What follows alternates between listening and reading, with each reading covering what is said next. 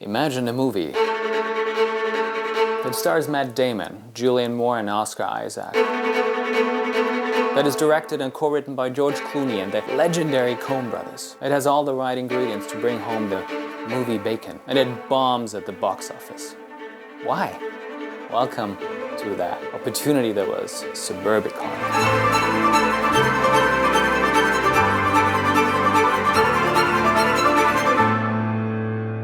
This is one of those cases where your gut feeling clashes with what the data ultimately said. And with movies or series that have not existed before and that are all about speaking to an audience on a largely emotional level, it may seem tougher to make the case in the language of bits and numbers.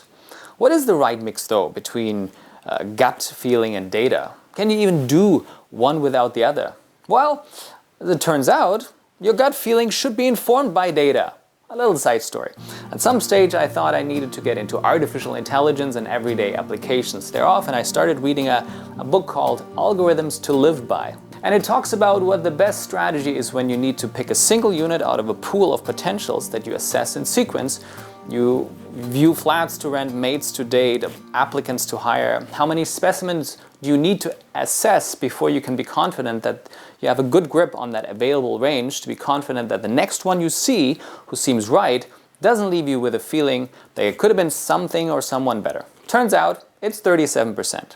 You've got 100 candidates for anything, you assess 37 without making a decision on any of them, and you have enough of an understanding when you come across the next best fit to commit right there and then.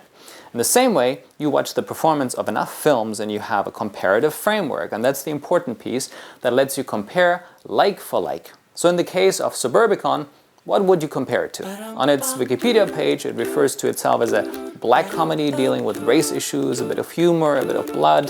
I guess you can take that for any of the Coen brothers movies. Or how about the more recent Black Klansman, directed and co-written by Spike Lee, produced by Jason Blum, featuring Adam Driver, Topher Grace and John David Washington, so all known entities.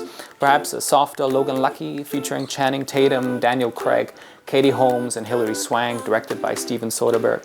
Assuming that all of these films are somewhat in the same league and thereby comparable with each other in terms of how they connect with an audience. Yes, having familiarized yourself with however many films those 37% would actually make up, the resulting experience or gut feeling is ultimately data-driven. You know what works because you've seen it work. That also means you can explain it. Welcome to corporate meetings. This is very different from coming across a project and having nothing to base a feeling on. When I looked at films to license, I actually had a point system for whether the cast was known, whether the cast was increasingly popular.